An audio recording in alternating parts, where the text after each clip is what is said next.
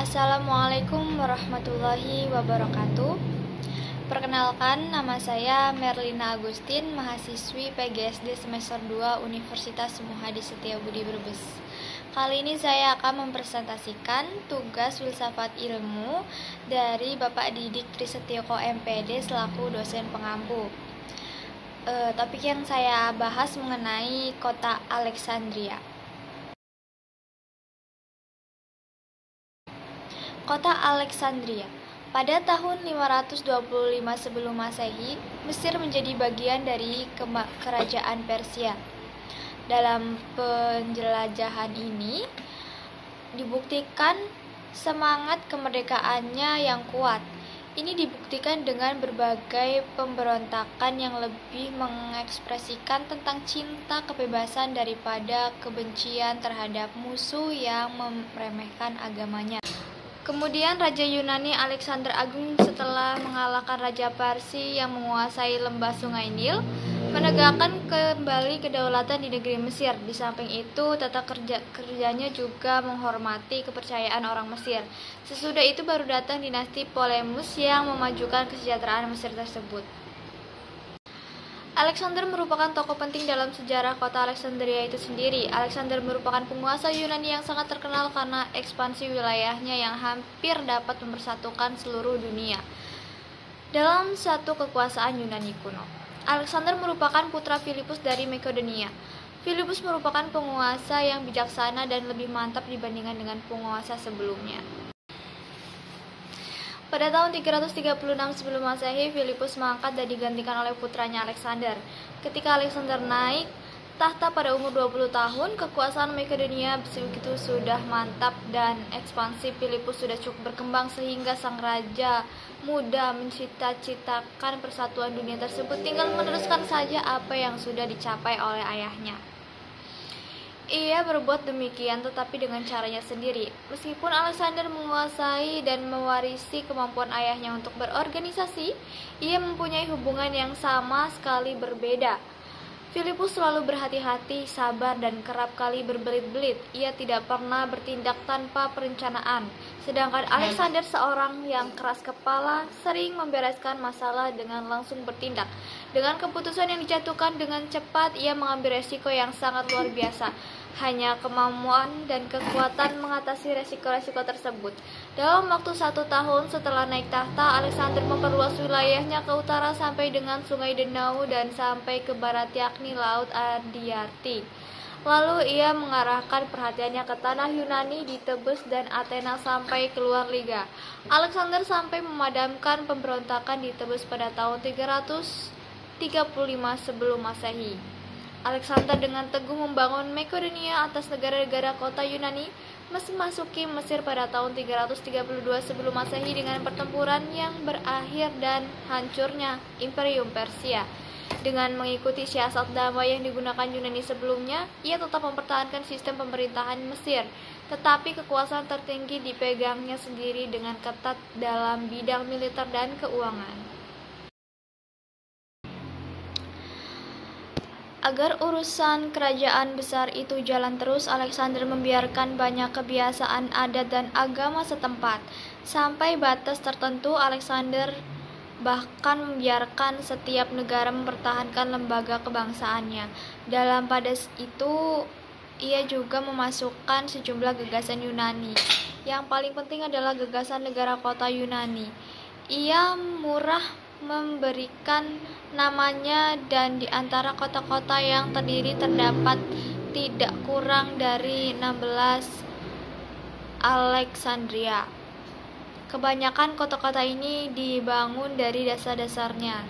Yang pertama dan paling masyhur di antaranya adalah kota Mesir yang selang seabad kemudian berkembang menjadi pusat dunia Yunani. Ketika Alexander mangkat pada tahun 323 sebelum Masehi, dengan kematian Alexander, Susunan politik negaranya hampir seketika runtuh. Daerah-daerah yang sudah direbutnya di India kembali pada pemerintahan mereka masing-masing. Dan panglima-panglima Alexander yang segera membagi sisa-sisa kekuasaan negara. Ptolemus sendiri kemudian mendirikan Wangsa Ptolemus di Mesir. Alexander sebagai komandan lapangan yang terpercaya, ia mendirikan wangsa yang akan bertahan selama hampir 300 tahun sampai tahun 30 sebelum Masehi. Inilah tahun termasyhur ketika Kleopatra, penguasa terakhir dalam wangsa Ptolemus, melekatkan seekor kobra ke dadanya.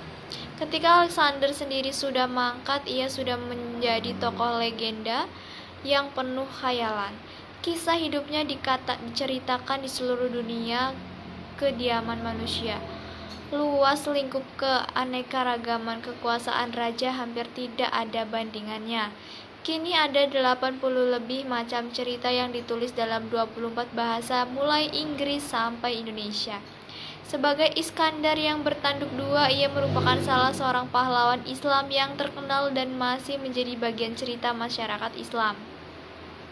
Ketika Napoleon menyerbu Mesir, suku-suku Baduy menyangka bahwa Napoleon adalah Iskandar atau Alexander yang kedua.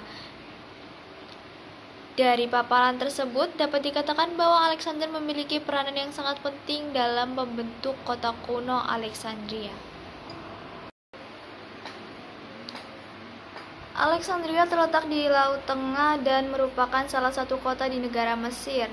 Kota ini dulunya merupakan ibu kota negara Mesir sebelum kota Kairo disusun oleh Islam. Untuk membahas Alexandria lebih mendalam, di sini akan dipaparkan mengenai lokasi kota, yakni sebagai pantai Laut Tengah. Laut Tengah dalam sejarah kuno merupakan laut dunia di mana bertemu tiga benua, yakni Asia, Afrika, dan Eropa. Kontak antar bangsa berlangsungnya melalui perniagaan sejak zaman kuno sehingga bersama itu terjadi penukaran peradaban pula. Berdasarkan tulisan kuno baik Yunani maupun Romawi, hutan di zaman dulu lebih banyak dari sekarang. Adanya proses pengeringan yang berlangsung dari abad ke abad dan menjelarannya erosi dijelaskan oleh ahli-ahli sekarang. Karena pengembalaan yang salah, wilayah di sekitar Laut Tengah merupakan gudang pangan bagi dirinya sendiri. Juga lautnya penuh ikan memperkaya protein dalam pangan penduduknya. Dari utara ke selatan berderetlah beberapa bukit kapur sehingga terbentuk lembah-lembah sempit. Hanya disitulah terdapat vegetasi yang cukup lebat, sedang di punggung-punggung bukit itu alamnya serba miskin.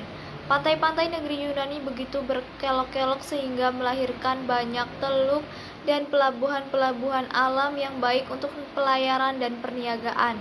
Sangat mungkin bahwa sikap optimis dan watak periang ada pada orang Yunani kuno adalah pengaruh iklim Laut Tengah yang segar. Juga terdapat tambang emas dan besi yang menawarkan cukup pekerjaan bagi penduduk sebagai imbangan terhadap ketandusan tanah di sana dan menghambat setiap usaha pertanian kecil-kecilan dan perkebunan buah-buahan. Kepincangan agraris yang mendapatkan kompensasinya berupa perdagangan laut dengan luar negeri. Kesulitan dalam bidang transportasi dan komunikasi antara bagian-bagian dalam negeri Yunani telah meniadakan kemungkinan berdirinya satu negara serikat. Ketandusan tanah telah mendorong semangat orang Yunani untuk menjadi pedagang dan kolonis di dunia kuno sekitar Laut Tengah. Sementara itu, kota pelabuhan Alexandria dijadikan pusat perniagaan, ilmu pengetahuan, dan filsafat. Berbagai jenis bangsa bertemu di situ dan bertukar aneka unsur kebudayaan. Keadaan di atas berlangsung terus sampai tahun 31 Masehi.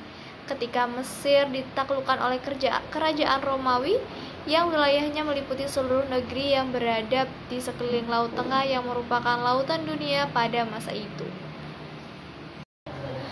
Ketika kita membahas kota Alexandria, tidak luput di benak kita terfikirkan bahwa di sana terdapat sebuah perpustakaan yang konon katanya hilang ya. Perpustakaan menjadi pusat pengetahuan dari berbagai belahan dunia. Tetapi bagaimana bila sebuah perpustakaan besar yang terkenal itu hilang tanpa ada jejak sedikit pun? Bahkan siapa yang bertanggung jawab menghilangkan perpustakaan besar tersebut masih menjadi misteri hingga kini. Perpustakaan tersebut adalah Perpustakaan Alexandria. Seperti namanya, perpustakaan besar ini berada di salah satu kota terbesar di dunia kuno, yaitu Alexandria. Pada 332 sebelum Masehi, Alexander Agung berhasil menaklukkan kota Alexandria dan merintis berdirinya Perpustakaan Alexandria. Namun belum sempat membangun perpustakaan Alexandria, Alexander Agung menemui ajalnya di Babel pada 323 sebelum Masehi. Kekuasaan kemudian jatuh ke tangan Ptolemeus I dan berhasil mengalihkan kota Alexandria sebagai ibu kota Mesir. Perpustakaan Alexandria mulai dibangun pada pemerintahan Ptolemeus II sekitar 282 sebelum Masehi dan 246 sebelum Masehi. Perpustakaan Alexandria dibangun dengan tiang besar Helenistik yang menggambarkan pengaruh dari Mesir. Ptolemeus II dibantu oleh seorang negarawan Athena yaitu Demetrius dari Phaleron. Tata letak perpustakaan Alexandria tidak diketahui secara pasti, tetapi terdapat sebuah taman, tempat penjamuan, ruang untuk membaca, balai ceramah, dan ruang pertemuan di gedung Motion. Perpustakaan Alexandria menyimpan hampir 1.000.000 dokumen penting dari seluruh Asyur, Yunani, Persia, Mesir, India, hingga peradaban lainnya. Kategori buku-buku yang terdapat di Perpustakaan Alexandria mulai dari retorika, hukum, tragedi, komedi, puisi, sejarah, kedokteran, matematika, hingga ilmu pengetahuan alam. Pada pemerintahan Ptolemeus III, berbagai buku dan manuskrip dari berbagai belahan dunia berhasil dikumpulkan. Hal ini dikarenakan kota Alexandria merupakan pusat bagi kapal yang melalui Laut Mediterania. Ptolemeus III menetapkan kebijakan bagi setiap kapal yang singgah untuk menyerahkan buku dan disalin, tetapi mereka justru menyimpan buku asli dan mengembalikan salinan ke kapal. Perpustakaan itu mungkin masih tersebar hingga kini.